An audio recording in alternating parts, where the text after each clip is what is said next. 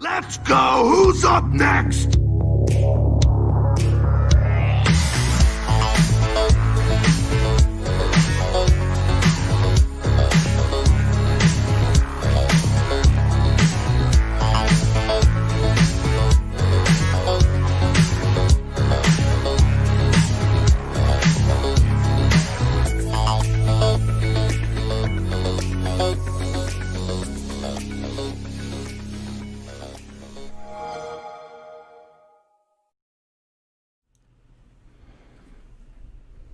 Greetings, one and all, and welcome to the Xbox Empire.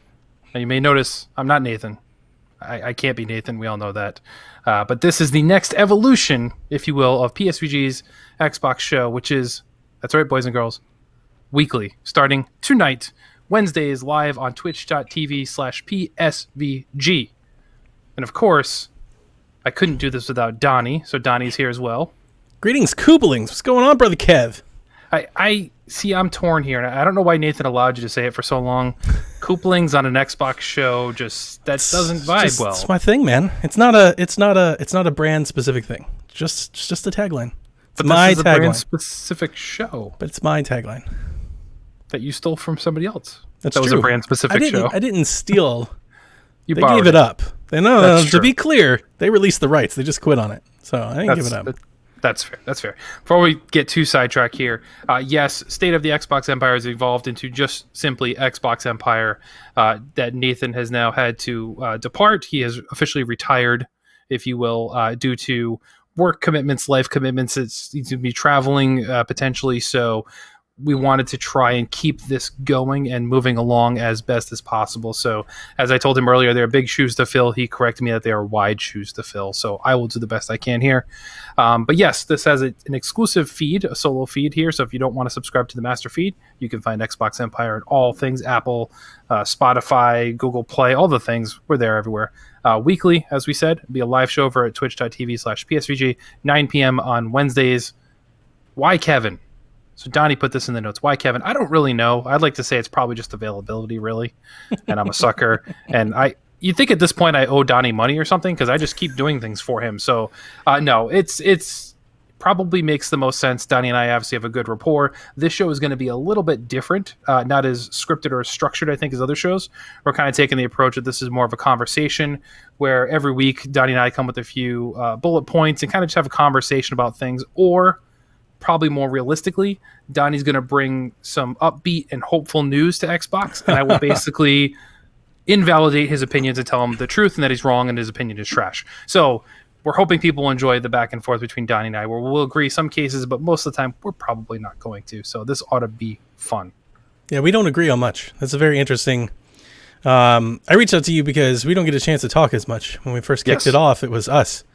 And then as the shows go on, we've drifted further and further apart. But I've always liked our podcast chemistry. Of course. And yeah. So I'm very excited to have you here in the Empire and in Empire Land. And hopefully we make Nathan proud. I'm sure he's got his hands full with all as I told him, man, if I was trying to do this when Victoria was born, there's no way I couldn't have done it. Like, I'm really impressed and proud of all the folks that are newly dads. You know, because my kids are older now. They take care of themselves. They can banish them to their rooms and stuff. You know, it's not that big of an issue now. But when they were younger, this would have been a huge uplift. I wouldn't have been able to do it either. So yes. So hopefully instead, at least on Wednesday nights, Nathan can have his hands full with a glass of whiskey, kick back, and enjoy the show, hopefully. But we couldn't do the show, of course, without our lovely Patreon producers over at patreon.com/PSVG. So special Empire thank yous to Edwin Callow, Barry Cathcart, Josh the Bonesaw Barboni, Chris McElfresh, Dev Tyus, Kyle Heyman, Paul Calico, Mike Masick, The Egg Shin, Zach Bradshaw, and as I like to say on Prime, Nick Falhaba. You got to kick that New England accent in there. So thank you all. If you'd like to join and support the show as well, head on over to patreon.com/PSVG. So Donnie, let's start things off with the first topic. I think it's the most prudent one right now in Xbox land. And hey, Minecraft Dungeons is out, right? it is. Available on PC, on Nintendo Switch, and actually, no, it's on everything, right? It's on PS4 as well? I think so. Yeah, I think it's on everything. So that launched Xbox Studios game from Mojang. Mojang. Mojang Studios, actually. It was actually kind of in the news last week. So as we've been retooling, we kind of missed some stuff. But they rebranded, which is... That's right. That's a weird way of saying it, actually, because they really didn't do anything. They were Mojang, and now they are Mojang Studios.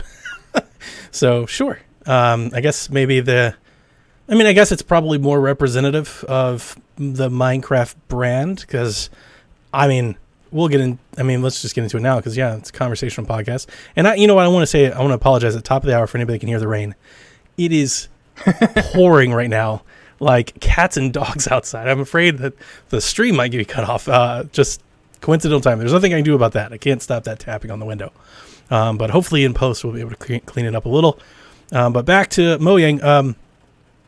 I'm hoping that this is a sign that we have multiple Minecraft, spin-offs, franchises, iterations going forward, and therefore, the Mojang Studios, or at least at the very least, multiple teams, working on multiple projects, because I really liked it. I've beaten the story mode, and that's not a great feat. It took me about 6 hours, I think, to get through. It's a pretty short run if that's all you're there to play it for. Yeah. But I will say that I enjoyed my time. I enjoyed my time quite a bit. I think it's pretty good. I've played it solo. I've played it local co-op. I've played it online with friends.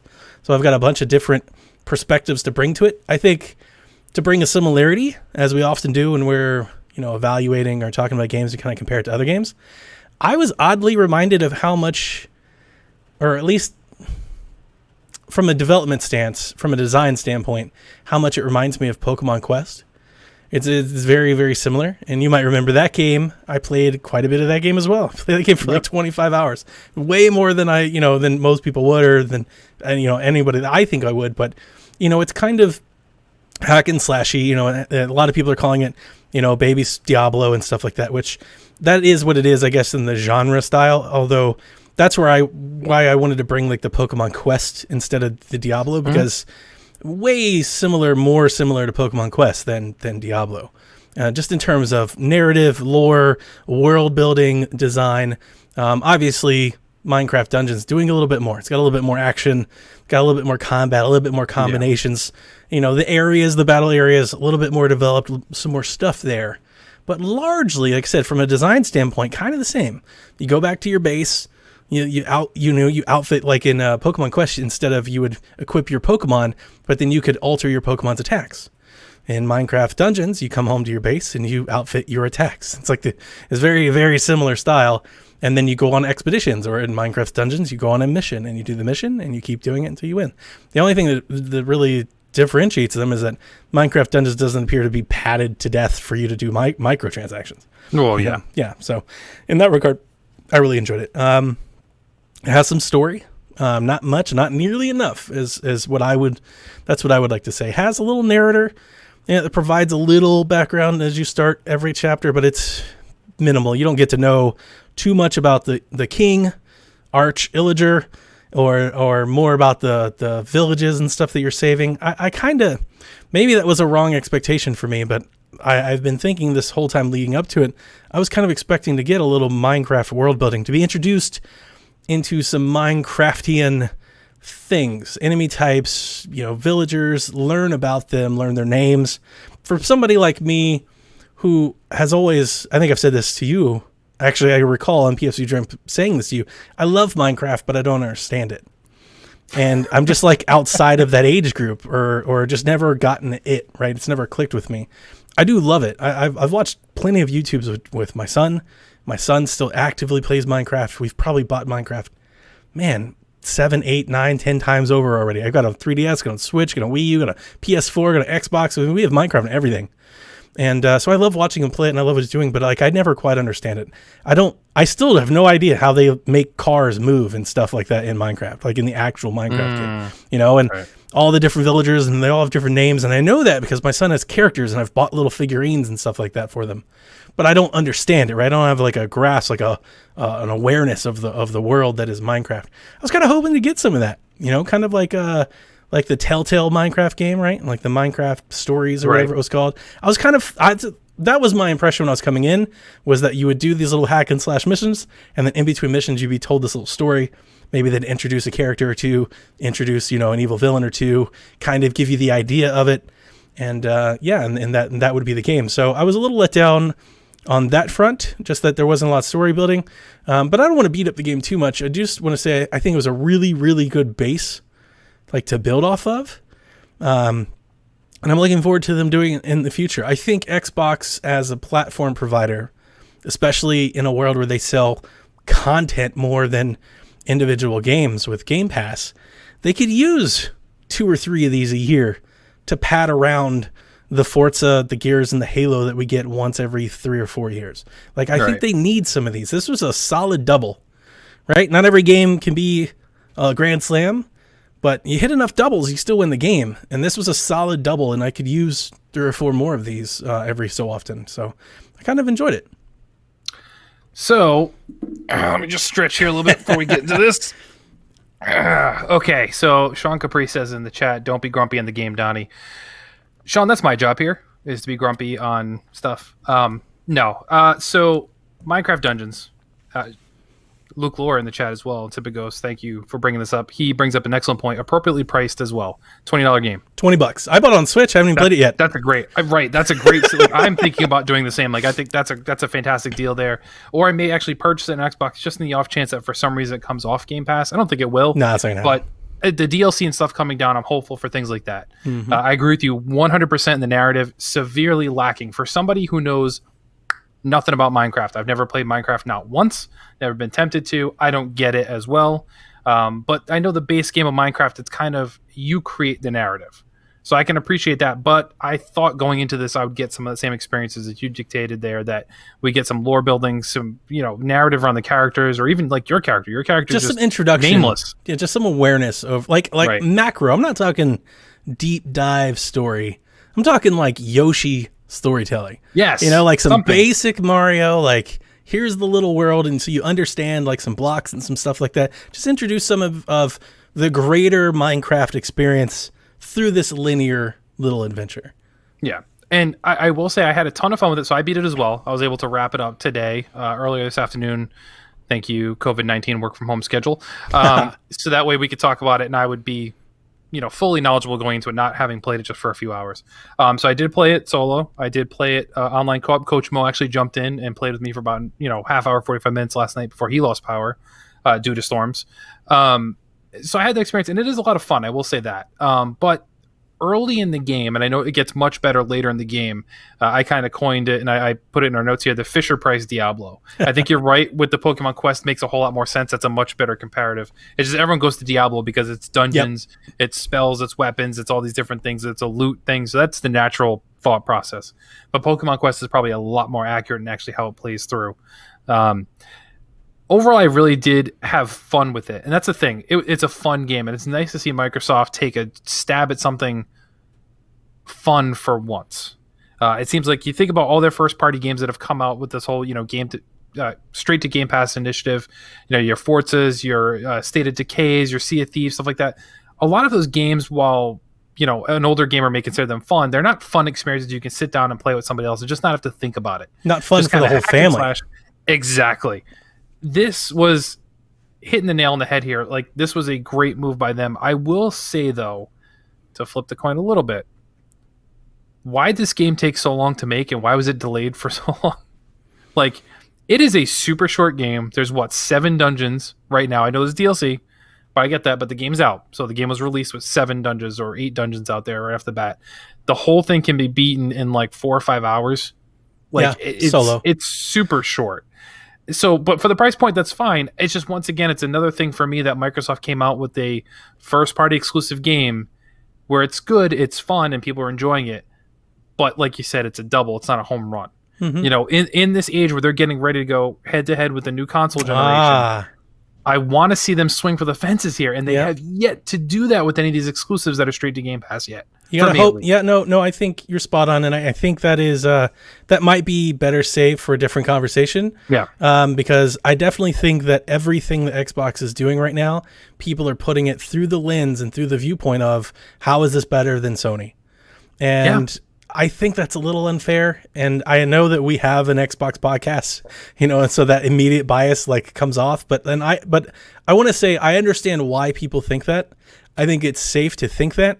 But not everything that Xbox can do should it be held to the standard? Why is this better than PlayStation? Like, it's just that's impossible. It's too much. No, that's fair. But you look at what they've released as first party exclusives, and then you look at what Sony has done in the last 2 years, let's say. Mm-hmm. So you have God of War, you have Spider-Man, you have Death Stranding, you have upcoming The Last of Us 2, you have Ghost of Tsushima, and then Microsoft is like, well, we're still doing Sea of Thieves. We got Forza, which I think the last one I didn't have as much fun with as the one before it. You have Lego though. Minecraft Dungeons. The Lego was awesome. The Lego was amazing. Dungeons, so good. Like these games, State of Decay. Like Ori, look, again, I don't want to get off the. It's supposed to be a conversational, topical podcast. That's true. Our hope for this was to keep it shorter. So let's just put a pin in this. We'll come back later. Yep. We have tons and tons and tons of news. We'll highlight a little bit. Tons and tons of things. We can save, Xbox's place in the global video game spectrum for another podcast. Right now, I want to talk about Minecraft Dungeons. And to talk about, it is a shorter game. You're right there. I want to say, as I have been saying about this, I think for the better part of 2 years now, I'm not upset that it's a short game. I'm getting to the point where I like short games. It's the same thing with Streets of Rage. I love that I could sit down and beat that in a couple of days with Jack. Jack and I played this co-op too, so more of those games, I would take a bunch of them if I can. Give me a handful of them if you can. But it also has a lot of replay value. And I really like how diverse I changed my character from the beginning of my Minecraft Dungeons journey to the end of my Minecraft Dungeons journey. I was playing last night with Sean Capri and Ryan Turford from the Xbox Drive, our Xbox fam, if you will, Baugh.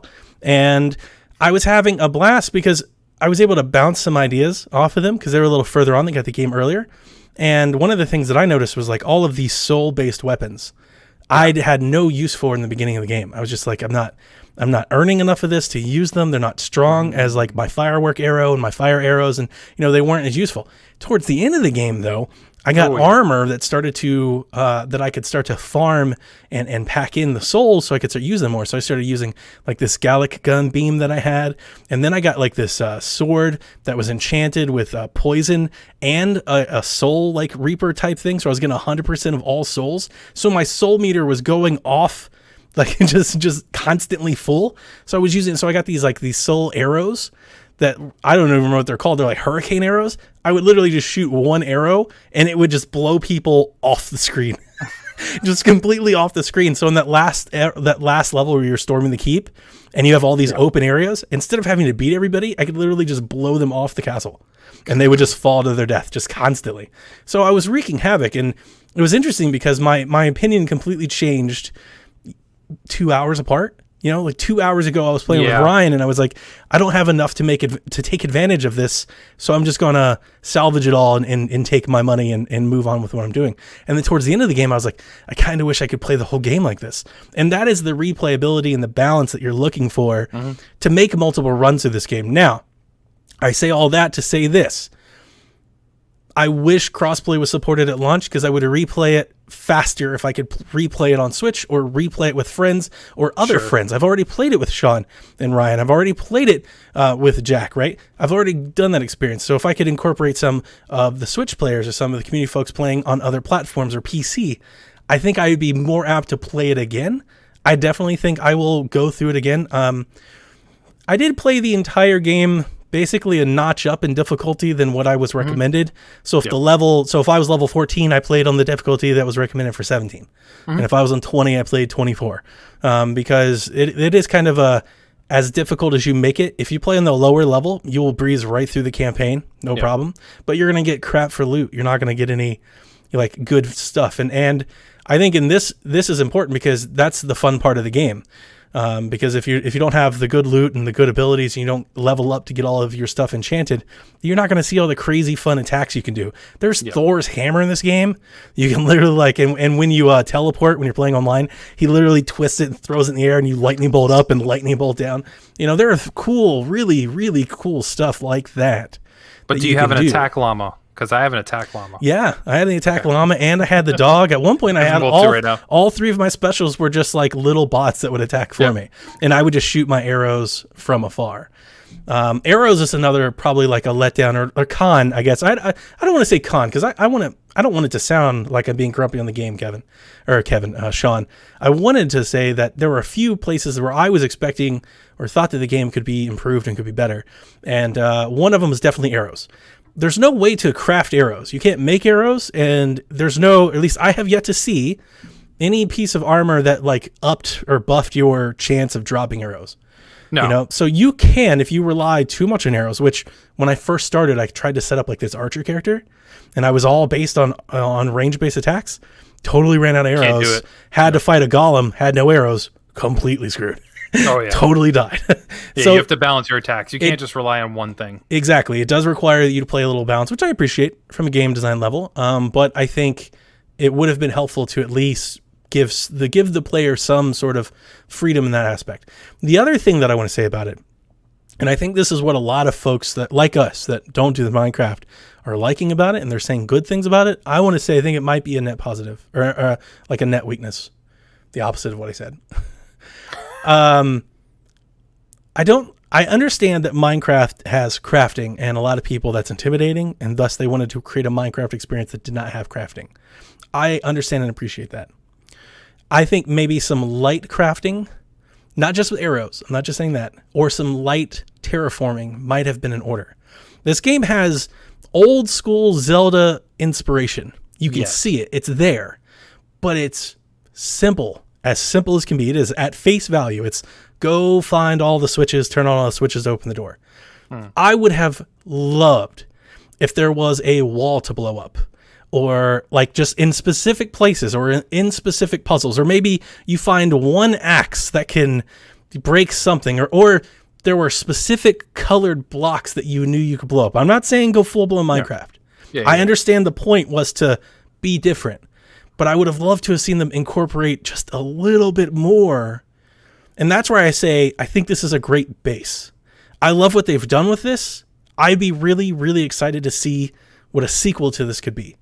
Now, we know that we have the DLC coming. It's been leaked. It's in the data mine. It was a Creeping Winter and Jungle Awakens. And I think Ryan told me last night there was a price on them, I think $10. And I imagine they wouldn't be coming to Game Pass. I plan on buying those. I'm excited for those. I want to go back and play with friends. I'll probably try to schedule a night with Devin or Sean or somebody to just quickly run through those and map. I imagine we'd get through both of them in like an hour or so. But Minecraft Dungeons 2, with maybe a little bit more puzzling and a little crafting and a little terraforming and maybe a little bit more story. And now I think we're talking. I think this is a really good game. I wouldn't say great game. But I think if you added some of those elements in minor spurts, keep it distinguished from Minecraft, but just add a little bit of them to placate to the entire story and open up the world of Minecraft, and I think we'd be onto something. And then the last thing that I had was the home at the base. Like you have this house, and just like, I guess items fill up as you do stuff, but you have no direct control over it. No. Nothing's there.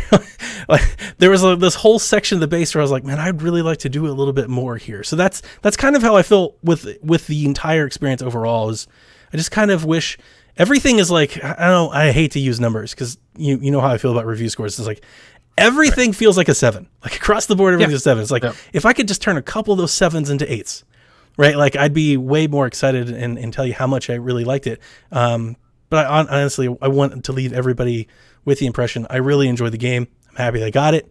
I'm going to play through it again. I bought it on Switch. I'm going to play it over there. It's pretty good. It's super fun. If you're a Game Pass subscriber, no brainer. Absolutely no brainer. Go play it right away. Play it as fast as you can. I think we've had great Game Pass hits with Streets of Rage and Minecraft Dungeons so far. So I really enjoyed it. Yeah, I'm with you. I think the game's good, not great. I echo what you say about like you just need a little bit more. Like you think the end goal, if you will, would be, hey, I've never played Minecraft before. I played this Minecraft Dungeons. Let me see what Minecraft's about. Minecraft. If I did this, I would be completely lost. Like there's no even minimal connections to be like, oh, I see what they're doing. Pokemon Quest to Pokemon, yes, there's some tie-in. Yes, you still collect Pokemon. You still have weaknesses. You learn the bases. No, I think you're absolutely right. There's a part of me that kind of feels like This would be a great tutorial to Minecraft, but it's not. Yes. Right. And I actually agree with you. I think that's my lasting takeaway from this is I wish it was just a little bit more in that regard. That's not to say that it's not fun, because it is fun. Right. Holy crap, everyone. Donnie and I agreed on the first topic of the first show. Wow. I did not expect that to happen. Cross that one off the list, everybody. All right. So next, Donnie, for sake of time, we're going to save the next topic probably for last if there's time, because I want to get to everything else first before that. Okay. Game Pass editions. Yes. Coming through. So we know we got Minecraft Dungeons also coming in. The rest of these are for June, right? Yes, they're already out. I think all of them are out now. Yeah. Okay. So we got Alan Wake, which I actually thought was already on there, which it wasn't. Fractured Minds, Golf with Your Friends, City Skylines, and The Long Dark. I think you think Alan Wake was already on there because I owned it. One thing we didn't talk about when we talked about why Kevin and I are game share buddies. Yes. So we share accounts on Xbox, and he can play my library, and I can play his. And we have been for 2 years?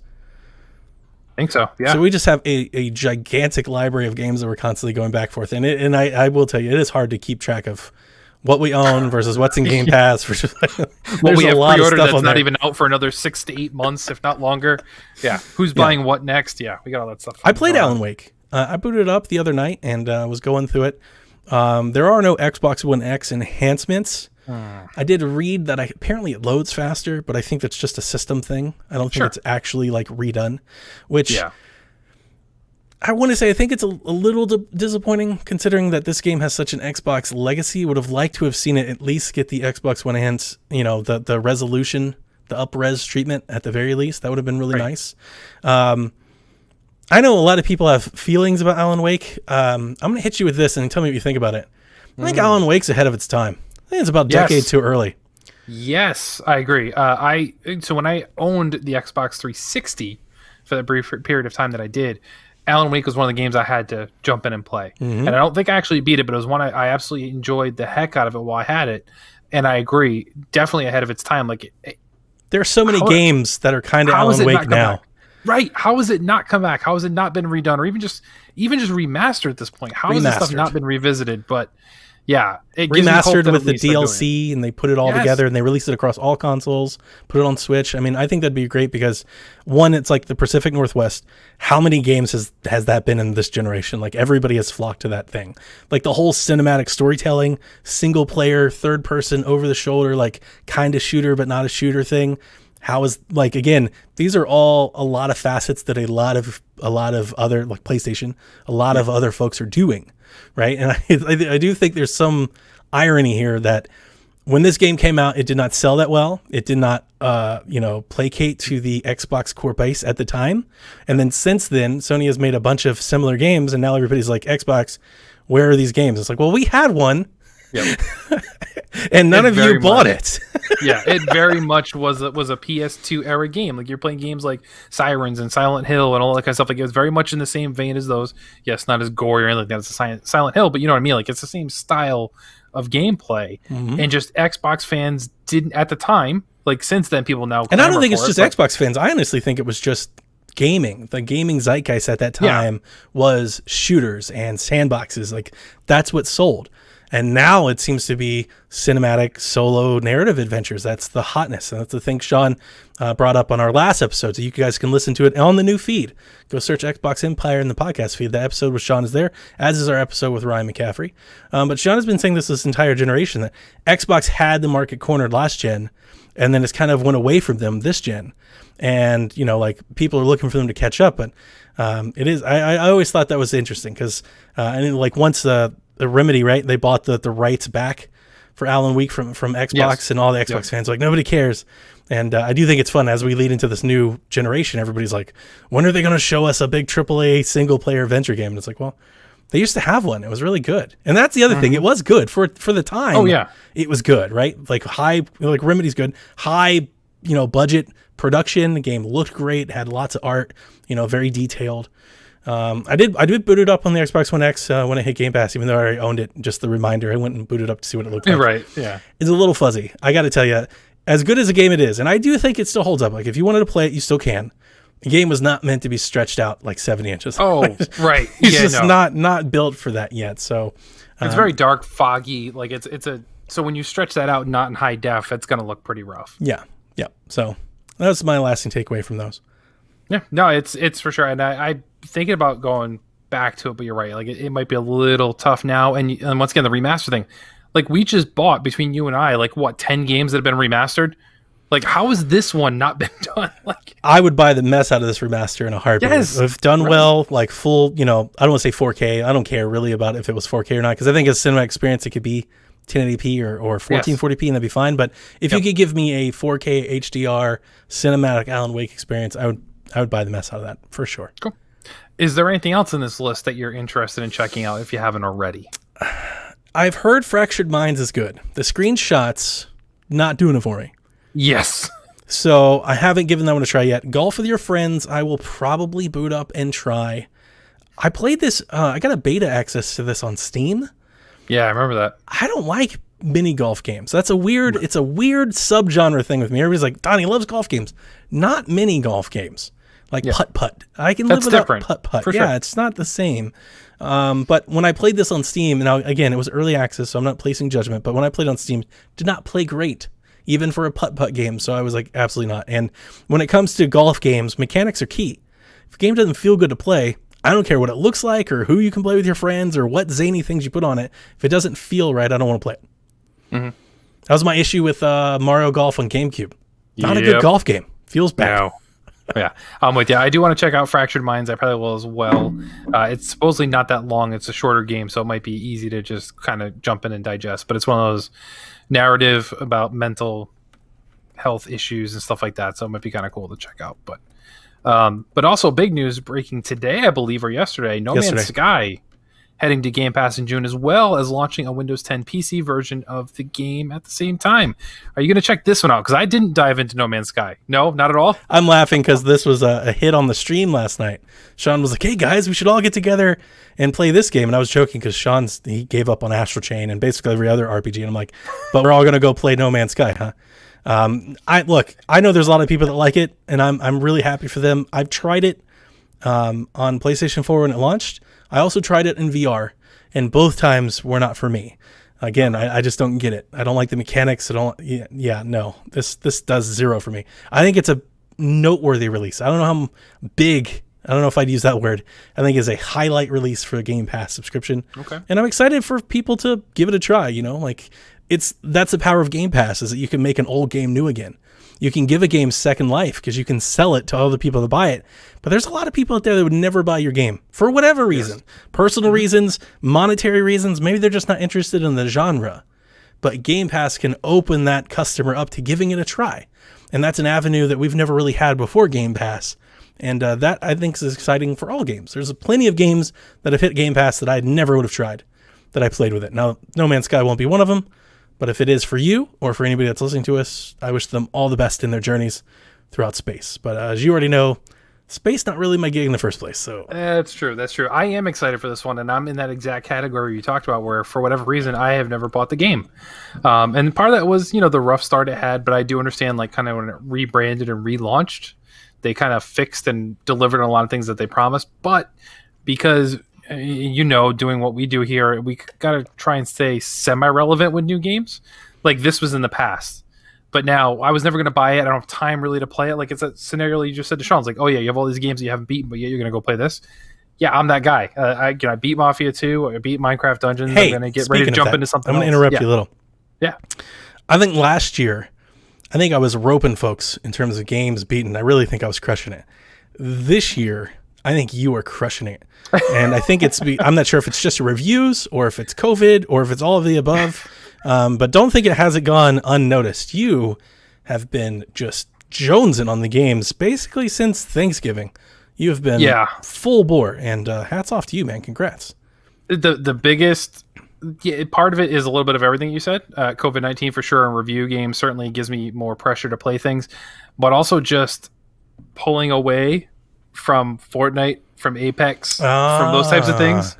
That makes sense. Because I would dedicate all my gaming time to just those, and I did jump into Fortnite for 30 minutes today, and second place still, so I still got it even without being rusty. But yeah, it's just that drive to keep playing things. I'm trying to tear through what I can, but I do want to at least try No Man's Sky. I don't think that's one I don't even know if you can beat that game. Is that a finishable game? Is there an end to that game? There is an end. Okay. So I don't know. We'll see. But I definitely at least want to try it while it's on Game Pass because it doesn't cost me nothing, right? It's crazy. You already beat Mafia 2. I'm on chapter Yeah. 8. I tore that thing up because I remembered a lot of it too. I was like, oh yeah, I remember this mission. I'm Okay, I remember I'm this. collecting all the Playboys. I'm that player. Yeah. So when you were wondering like, who's this for? This is weird. It's like, yeah, that's me. I went through them all. I was showing my wife. I was like, Oh, see, they used to be so classy. Like, look how nice they look, and not anymore. That's true. It was tasteful. Yeah, it's tasteful. The pinup and stuff. Like, even she appreciates. That's cute. You know? Fair enough. So they also announced June's Games of Gold lineup as well. So Shantae and the Pirate's Curse. And that one is on Game Pass, isn't it? Yep, great game. Okay, that's what I thought. Great game for sure, but kind of already available, I think, for most Xbox people. Coffee Talk, Destroy All Humans, and Sign Mora. One thing I will note that I thought was really interesting: Destroy All Humans is the Xbox version. Yeah, Xbox back and bat. The game has been remastered twice, And there's like a And new we're one s- that's still ain't out yet, right? right? Yeah. But we're gonna go with the oldest iteration of the game. Look, man, at Okay. this point, well, so one of the point I was going to talk about with this was basically our game share. I'm in awe sometimes when I go into our game library. It is like I feel like I have a lot of Switch games, and I have a decent amount of PlayStation games still, but nothing compares to my library on Xbox. My Xbox library is massive. And it's not because of Game Pass. Game Pass has a good 20 or 30 that are downloaded in there. It's just decade of buying. I've just got stuff galore. And knowing that they've been giving these games away for a decade, like they're running out of things to buy, things to give you, man. That's true. That's Like, true. they're like, we got to give them something. But I think the remaster is like $20 anyway, so why not just throw that in versus? Yeah, I don't know. I'm excited to try Coffee Talk. I heard about it Yeah, when me it too. came out. I that's a game that I will try. Like I might download it and give it a try. Probably won't beat it. I don't think that's a game for me, but sometimes those little narrative things are. So if it like hooks me, if a character gets me, maybe I'll finish it. But I definitely want to try it. And then Cine Mora, obviously, Bullet Hell, and that's a really great game for any like it arcade is. lovers and stuff like that. That's a fantastic game. So I actually think it's a pretty good lineup. But ultimately. And I'm sure as we do this weekly, we'll be providing updates on Games with Gold, monthly from here on out. Dude, I could care less about Games with Gold announcements. Like, if they just canceled this, if they canceled it completely, they're like, you know what, no more Games with Gold, you wouldn't hear me say one negative word. I don't care. I just, more Game Pass all the time. That's all I really want to hear from them. So I definitely think it's funny when the last of the month, the last week of the month announcements come out, and we get those pictures from both companies, and they're like, "Oh, one company won here." It's like, well, Game Pass, like it's just Game Pass, Game Pass, Game Pass. Nobody cares about Games with Gold, but everybody do play Shantae, and then when you get done playing Shantae, get the pop. It's one of my favorite pops they've ever had. It's fantastic. It's a nice one. Yep. It is a good pop.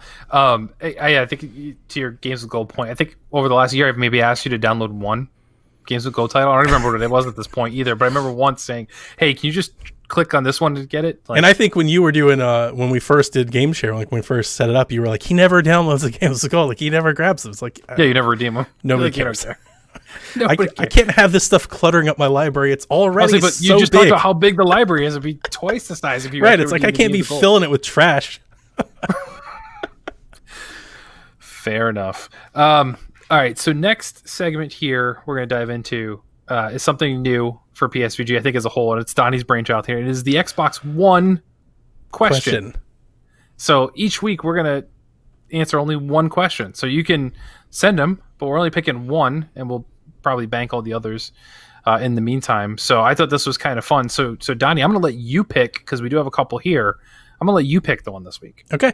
I'm going to pick Delvin's because I think it's fitting for the show. I appreciate everybody that sent them in. Sean, you were at the top of the list, and then Delvin hit right on the head what I think would be a great question for the first week of the first new show.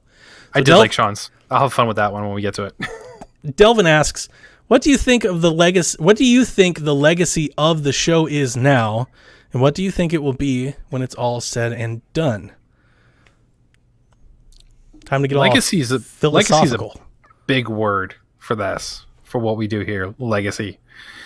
Delvin, I don't know. It's week one, man. It's the first show. That's a little deep. I just think ultimately how I kind of approach everything we do at PSVG is we just kind of give it our all, have fun with it. Don't take it too serious. Don't take it. We are higher than anybody else. Like, there's tons of content creators out there. We just strive on trying to be consistent and being just a little different, I think, than what everybody else does. So as long as we're doing that, I'm happy. And Donnie has said before, shoot, I forget what the context was, but you said, I don't want to be 40 years old, still podcasting this and that. And I reminded Donnie that I'm 2 years away from being 40. That's true. So, yeah, the legacy is when I'm completely gray and not just partially gray, that I'll still be here doing this silly stuff with Silver Donnie, Fox hopefully. Kev. Yeah, okay. Delvin, I appreciate Kevin's very politically correct answer. Spoken like a true politician. That was fantastic, Kev. I think the legacy of the show is that PSVGE, while few and far in between, still has Xbox fans. And I want to congratulate Nathan for being so devout in that passion and sticking with it as long as he did, and Q for that matter. Because there was a while there where I feel like they were the only two. And Coach, like a very, very small. And it's definitely, PSVG as a whole is definitely more Nintendo and PlayStation centric in terms of fandoms. And if it wasn't for Nathan, I think, sticking with it for so long, I don't think I would have ever swung back the other way. And a lot of it was through conversations, like the launch of the Xbox One was rough, and you're coming off a big 360 owner and had tons of games. That's where I primarily played stuff. And then I went PS4 first, and now it's funny, the spectrum couldn't have swung back the other way. I couldn't be more excited to buy my Xbox Series X. So it's kind of in honor of Nathan. I think that's the legacy, is that, like Nathan stuck with it. He was devout the entire time. And even though we're definitely, we were never weekly, I think it's hard to build an audience on a podcast format if you're not weekly. Empire, leading up to this point, I think we did 26, 27 episodes or something like that. So it's been going on for about a couple of years. I think it was special, but it was kind of like a one-off, kind of like DLC. It was like a public DLC experience. It was like a special show. It dropped randomly throughout the month, and it was really only hitting the PSVG faithful. I think now that we have our own feed and that we're going weekly and we're live, maybe we'll find some more Xbox fans to join the Discord and join the show and listen to the show as we lead into a new console launch. How exciting is it to get in on the ground floor and kind of be in the fray as all of this news, starts to come available and needs to be unpacked. So with that said, I think that's the legacy of the show. When it's all said and done, I hope we live up to that. I hope we can be considered like an Xbox Drive or the Xbox Expansion Pass or Unlocked or anything like that. Like we had Ryan McCaffrey on. I think I'm so happy that I got to be able to make that happen for Nathan before he decided to hang it up. I think that's really fantastic. I know the feeling he felt. I understand that. So I was really proud of that. And we have Jez Corden on the way. And we're even talking to another indie studio that I've been really excited about. So we've got other special things lined up that I'm hoping to branch out to as well. So I'm really excited about the future, and I'm excited about Game Pass, and I'm excited about Series X, and I'm glad I can talk to somebody about it, because, man, when Nathan first told me, I was like, I don't know who I'm going to get to do this. Like, that might just kill the show. It's just going to be me. I'm going to be the one person in PSVG that buys a Series X and talks about it, and I'll just do it solo. It'll just be a solo show by myself. And then everyone unsubscribes. All right, so we wanted to keep the show around 45 minutes to an hour, so we'll try and stick to that as best we can. So, Donnie, one last topic then. Rumor mill here for a June event coming. Yeah. Why don't you fill us in on that and your early thoughts? Yeah, Jeff Grubb over at VentureBeat's been dropping these little rumors, tidbits of knowledge. He actually, on his Twitter, if you guys aren't following, you should. He is keeping like a running Google Keep list of every event, and he's tracking them in chronological order. So at any point you can go to his Twitter, you can see everything that's being announced, no matter how big or small. And for a while now, he's been stating that the PlayStation 5 will be unveiled next week. So I'm sure that's going to be a lot of fun, and a lot of people are talking about next gen. And then apparently he's saying in the second week of June, we're going to have another Xbox event. Now, it's important to mention for the folks that have been with us since the beginning, you heard this last month on the show, that Xbox has already confirmed that they're doing something in June. Yep. Aaron Greenberg said, we're doing something in June. He said, we're doing something a little bit different. And they confirmed that it was not an Inside Xbox show. So that's leaving a lot of people up for speculation. Like, nobody really knows what that means. And I don't think we do either. There are a lot of people that are saying it's Lockhart, the unveiling of a secondary console. There's a lot of people saying it could be something else. It could be, we know it's not first party games. That's what we know it's not, because that's in July. So the real question is, and I'm sure we're going to unpack it when they make the announcement. I imagine the announcement will come next week. The event will happen the week after that. So we've got plenty of time to unpack it all. Here are my thoughts, and I'd like to hear yours. I don't think they can show Lockhart unless they're ready to talk price. The whole point of Lockhart is a lower price. So if you're not going to announce the price for Series X and or Lockhart, and I don't think it makes sense to announce the price for Lockhart without announcing the price for Series X, right? If you're not going to talk price at all, then I don't want to see it. That's me personally. And I think it's exciting. I'm not buying Lockhart. I have no interest in buying a 1X or a lesser version of I want the full console, right? That's the whole point. So, but I understand from a market sense, the importance that a different model can play. And I'd support them doing that. I think it's a good business move. So what I'm hoping for is that it's not that, because unless they're going to talk price, right? If they're going to talk price, I'm all for it. But if they're not going to talk price, I don't want it. What I do want is I want to see games. I want to know why Series X is better. Phil Spencer said to Reggie on Reggie's podcast, he's been talking about it. It's making the headlines right now. It's hard to explain what next gen is doing in a video. Okay, so take your time to explain it. One of the things that I thought was the biggest miss from last month's Inside Xbox is they didn't show why you wanted to play it on Series X. We understand it's going to be better. Why is it better? It's got to be more than the 5-second load time on State of Decay. And I think it's difficult because apparently they're not ready to talk about new games. So talk about some ports, or talk about, any of these other games that are coming, or smart delivery, but really get nitty gritty.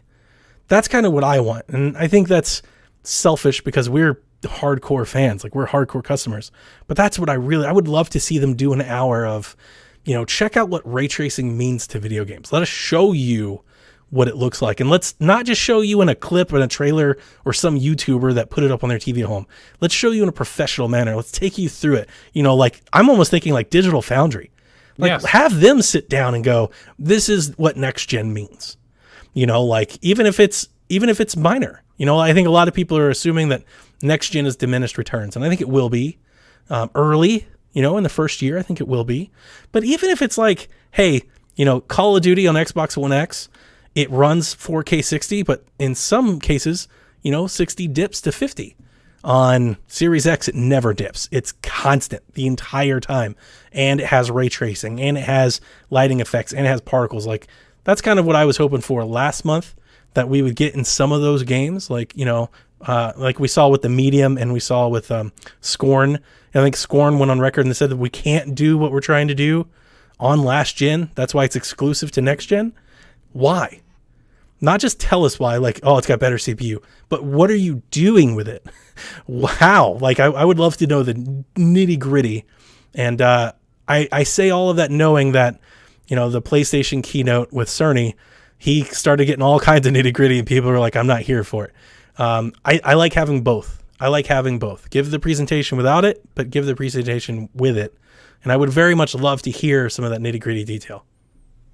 I'm with you 100%. The whole Lockhart thing, I said to you privately that I thought it was interesting to unveil potentially another console before they've really unveiled the Series X. Like, yeah, we've seen it, but like, once again, no release date, no price. It would seem very odd to come out and say, here's the other model we're going to offer, but we're still not going to talk price. Unless you're going to do price. Exactly. Now, it makes sense. It's June.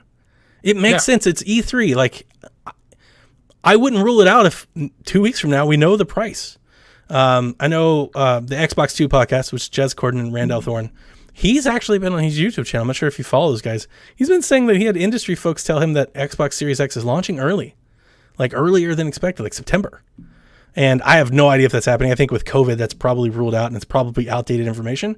But that kind of feels like Xbox, like the new Xbox, like the last 2 years Xbox.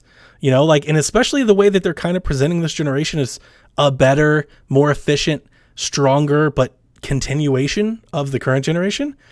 Kind of wouldn't be shocked at all if they were like, yeah, the Series X is out in September, Lockhart's out in November, here are the prices, here are the games, or come back in July for the games. If it was like hardware focused, it's like, in maybe xCloud. That's another thing that we could start to put in somewhere here. I don't really know how that fits into the business model. I assume with Lockhart, xCloud will pay a part. Like xCloud is the the reason that the lower hardware is not as important, right? Like you can get a Lockhart for cheaper, but still experience the Series X power through the internet, through the power of streaming and cloud gaming and all that. Like that could be a pitch. I don't know, but it's exciting that we know that we have news. And, I said that on the last show last month, I like this Xbox 2020 and the fact that we're getting kind of drip fed information. I know everybody just wants prices and dates, and they're coming. We know they're coming. But I like the fact that we can kind of look forward to everything as opposed to having like this one giant, because it's different like with a platform versus a game. Yep. Right? Like with games, I'm not sure how much I like that every 3 days a new game is getting unveiled at all of these different locations across the internet. This Twitch channel and that Mixer channel and that YouTube channel and this blog and, like, I don't know how much I like that. But with a platform, it's different because you've got the hardware, you've got the price, you've got the games. They had a whole presentation about an engine, indie partners and exclusives. Like there's a lot that you have to say. So I actually kind of think this format of rolling it out makes more sense than a 3-hour show that we've seen in the past where we kind of break it, like where we do little segments to each one. Yeah, no, it makes a lot of sense. And I'm with you. I'd rather see them talk and show more about what this next gen is. Like you said, it's really hard doing a trailer. And I get that to say, oh yeah, there's no load times. Well, in every trailer we've ever seen in any presentation on E3, there's been no load times. They do that by design. So for somebody to watch, it doesn't quite show us. When you want to talk ray tracing, that's fine. Then put two games side by side and show me ray tracing and no ray tracing. Actually do the things that actually matter. Now would be a good time for the nuts and bolts. Without E3, you don't have to worry so much about being bashed by the press for going into too much detail, because any details now, we're foaming at the mouth for hearing more about it. So get into the nitty gritty now. Then the following month, you dedicate it all to the games that we've been waiting for to see, which honestly, for me, that's been a big misstep for Microsoft, is not coming first with the games and not the third-party games. That was something from the Inside Xbox that I was a little let down by. I was like, yeah, there's some cool things in there, but it's all stuff we knew about. There was nothing new, nothing surprising. When you want to get console hype going, show me the games first. Get me pumped for that. Then you get into the hardware and stuff like that. So this is their chance to kind of, let's get the boring stuff, so to speak, out of the way for those casual people who don't care about that stuff. Focus it all on June. Appease the nerds. Right. Appease the nerds and then get into the games after that and get everybody hyped again. So I don't want to say I have hopes for either or. I think I'm down for anything at this point. Like, we know the July event is where they're going to have their first party game, blowout. And I imagine that's when we'll see a very long demonstration of Halo, and we'll see what the future of Forza looks like. So we know what's coming. So I'm all about that. So with this event in June, I don't know. I don't know what else they could do. Like, if it's not a tech deep dive and it's not Lockhart, I don't know what it is. It's cloud. It's got to be something. I don't see him doing. I mean, they can do xCloud, but in my mind, like, just wait until the console's out. It's going to be interesting. Unrelated, but if it's not something big, like, I would think Lockhart would be big. Yes, Lockhart would be a big announcement. If it's not that, to do it a week after PlayStation unveiled the PS5, like, they're really running into, it's not their fault actually, but they're running into a bit of like bad circumstance, because everything they're doing is being completely compared, as we do. Like, this is what happens, right? If you're buying a car, you compare two models, but everything they're doing is being completely compared, and they just seem to be a little bit behind. They're like a step behind. They're both getting to the same location, but they seem to be running a bit behind, because they did a whole thing where they showed you all these games, and it was completely overshadowed by a tech demo for a game that will never exist and nobody cares about at all, and that will also run on Xbox. Yep. It's completely insane. That's why, like, I kind of hope Xbox pulls the trigger and says price first. I would hope for it too, and I got to do something. I've been holding that they won't until PlayStation. Yeah. Because they don't want to get caught like they did last time. Yes. I know that for sure. And I've been, if you were to ask me, I would have predicted that they will hold out as long as they can.